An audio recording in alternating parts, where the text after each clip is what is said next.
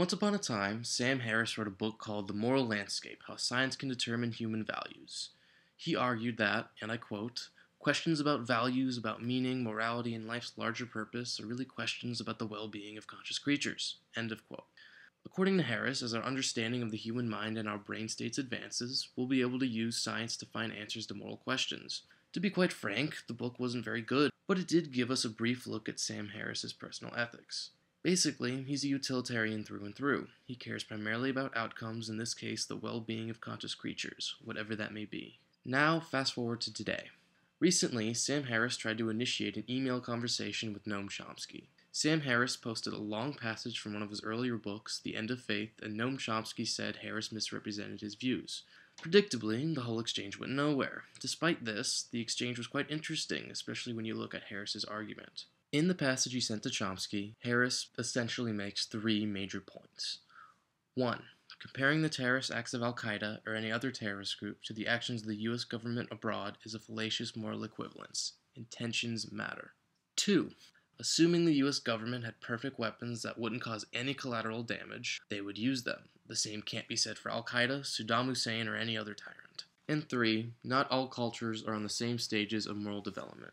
Points 2 and 3 are pretty trivial, and only some postmodernist wacko or cultural anthropologist might deny them. Chomsky has certainly never said such things, and Harris's weak citations confirm that.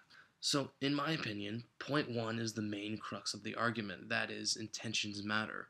The US might have killed thousands of innocent people as a result of the Al-Shifa pharmaceutical bombing, but that wasn't our intention. Al-Qaeda, on the other hand, intended to kill thousands of innocent people in 9/11. To compare these two events as moral equivalents is a fallacious exercise, at least according to Harris. Being at least somewhat familiar with both the writings of Sam Harris and Noam Chomsky, this immediately struck me as odd. Firstly, as far as I know, Chomsky has never made a strict moral equivalence between the actions of the US government and Al-Qaeda.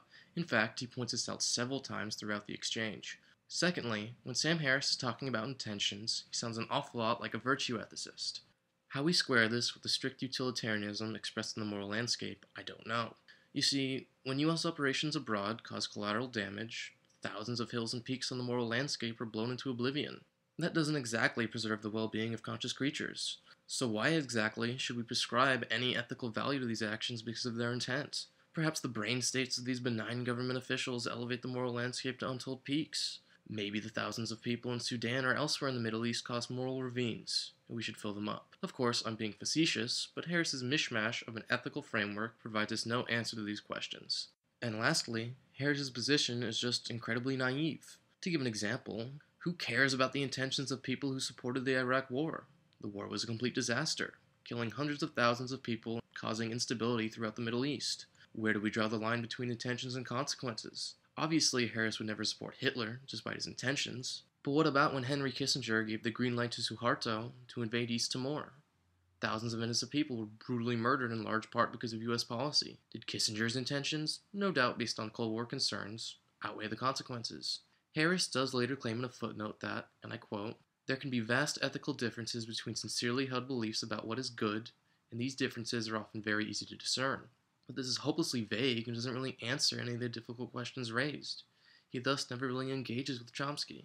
Whenever the federal government wants to do something, that requires information and coordination. But, as Friedrich Hayek has argued, this knowledge is diffuse, local, and difficult to coordinate. This makes planning arduous. Combine that with uncertainty, and a lot can go wrong. US officials understand that even with good intel, their activities abroad will most likely cause some collateral damage.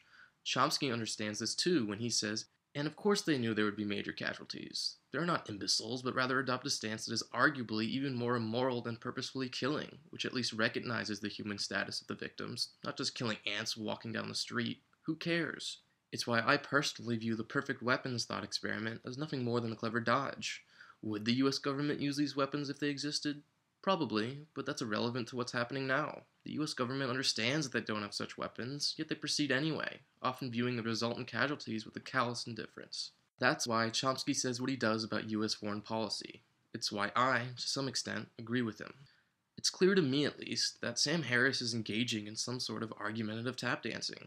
He keeps his arguments just vague enough to where he can turn around and claim that everyone misunderstands him.